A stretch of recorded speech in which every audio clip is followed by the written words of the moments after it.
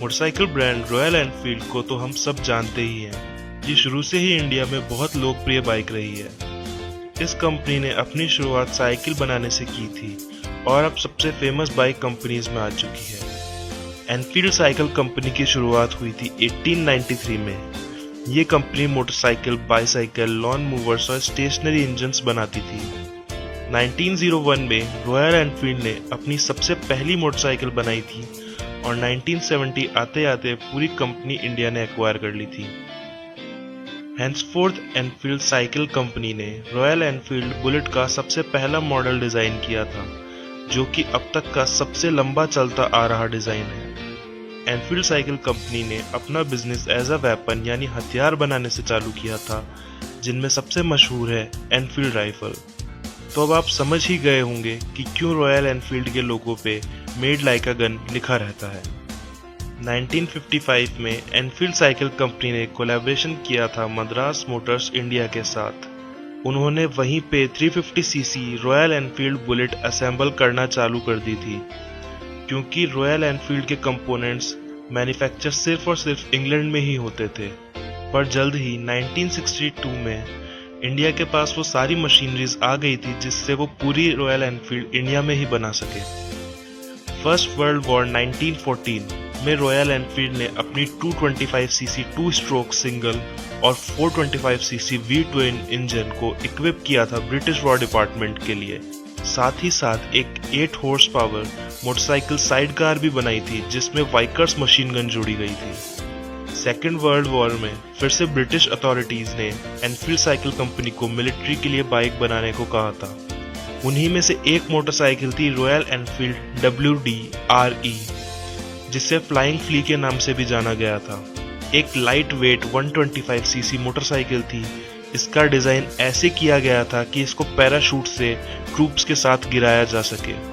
Royal Enfield ने 1942 के war में एक अंडरग्राउंड फैक्ट्री भी बनाई थी, जिससे उस पर कोई अटैक ना हो सके, और साथ ही में मैकेनिकल प्रेडिक्टर्स भी बनाए थे एंटी एयरक्राफ्ट गन्स के लिए। वॉर खत्म होते ही रॉयल एनफील्ड ने अपनी 350 सीसी मॉडल G और 500 सीसी मॉडल J का प्रोडक्शन फिर से चालू कर दिया था, जो कि एक रिजिड फ्रेम और टेलीस्कोपिक फ्रंट फोक के साथ आती थी। 1948 में रॉयल एनफील्ड ने अपनी बाइक्स में एक रेवोल्यूशनरी डेवलपमेंट किया, जो कि था रेयर सस्पेंशन स्प्रिंग्स। वो सिर्फ ट्रायल मॉडल्स में अवेलेबल था, पर जल्द ही प्रोडक्शन में भी आ गया था बुलेट 350 सीसी और 500 सीसी में। 1949 के बाद रॉयल एनफील्ड ने और भी मोटरसाइकिल्स लॉन्च की, जिनमें से 500 सीसी में थी ट्विन और मीटियोर्स, 700 सेगमेंट में थी सुपर मीटियोर और कॉन्सलेशंस। 1950 में 250 सीसी RE क्लिपर आई, जो कि तब एक लर्नर्स बाइक थी, पर उसकी पॉपुलैरिटी की वजह से जल्द ही और भी 250 सीसी की बाइक्स आई, जैसे GP, स्क्रैम्बलर और मोटो X। 1955 से 1959 तक रॉयल एनफील्ड रेड कलर में पेंट की जाती थी और ब्रूक हाउस कॉर्पोरेशन USA में उसे एक इंडियन बाइक के नाम से बेचता था। एनफील्ड की सबसे बड़ी बाइक थी, उसका नाम था इंडियन 700 सीसी ट्विन।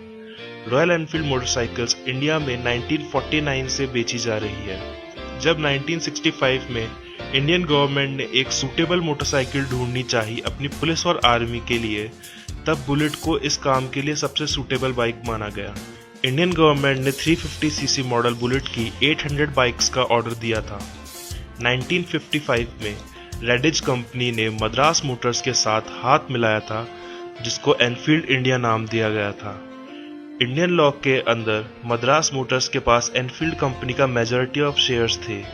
1957 में सारे टूलिंग इक्विपमेंट्स एनफील्ड इंडिया को मिल गए थे, जिससे वो पूरे कंपोनेंट्स खुद मैन्युफैक्चर कर सके। उसी के कुछ टाइम बाद रॉयल एनफील्ड के इक्विवेलेंट बाइक्स भी मार्केट में आ गई थी, जैसे कि यामाहा RD 350 और ESD रोड किंग।